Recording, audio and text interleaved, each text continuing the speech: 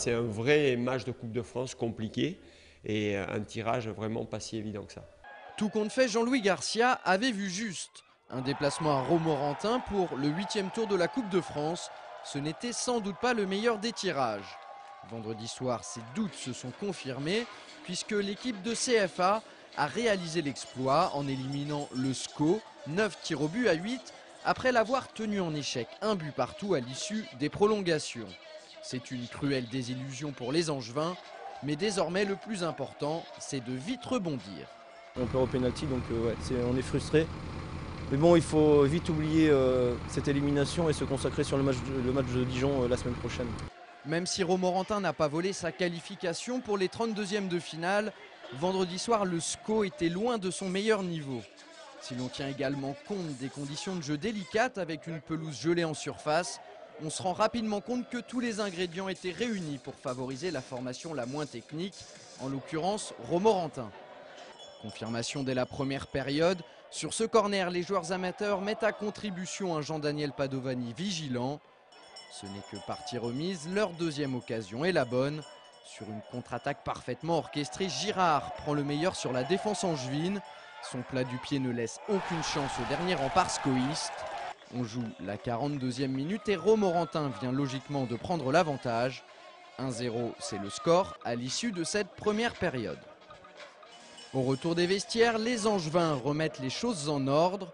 Une remise en cause qui a un impact quasi immédiat puisque Rivière est à la retombée de ce centre d'Haïté pour permettre à son équipe de recoller au tableau d'affichage. Une fois l'égalisation en poche, on se dit que le SCO va dérouler. Eh bien non, la rencontre reste équilibrée malgré cette tentative de Fabrice Domarcolino. Un partout, c'est le score à la fin du temps réglementaire. Place aux prolongations. Ce sont les Romorantinois qui entament le mieux ces 30 minutes de jeu supplémentaires. Ils se créent coup sur coup 2 opportunités intéressantes. C'est ensuite au tour du SCO d'être dangereux, mais le cadre se dérobe une première fois sur cette frappe de Stéphane, puis une deuxième sur cette tentative de Charles Diers entrée en cours de jeu. Aucune des deux équipes ne parvient à prendre le dessus sur l'autre.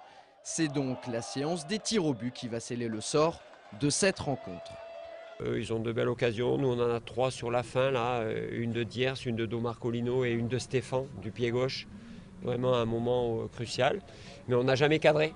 On n'a jamais cadré nos tentatives, donc c'est compliqué de marquer des buts lorsqu'on ne cadre pas. Une poignée de main entre les deux gardiens de but et c'est parti. Ça commence plutôt mal pour le SCO puisque Paul Aloefolou rate le premier tir au but avant que le jeune Riga échoue également lors de la 10e tentative. Il est tout de suite consolé par ses partenaires, lui qui effectuait ses débuts en professionnel. Le dernier tireur romorantinois ne rate pas l'occasion d'envoyer les siens en 32e de finale de la compétition. La fête peut commencer.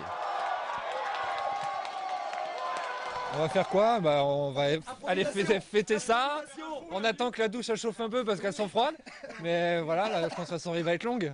Ce que je retiens surtout, c'est que la victoire elle est méritée sur l'ensemble de la partie. On a fait 120 premières minutes où on a largement rivalisé avec cette équipe d'Angers. Et c'est vrai que je pense qu'on ne vole pas cette qualification. Il reste 3 jours au SCO pour digérer cette élimination et préparer de la meilleure des façons la réception de Dijon.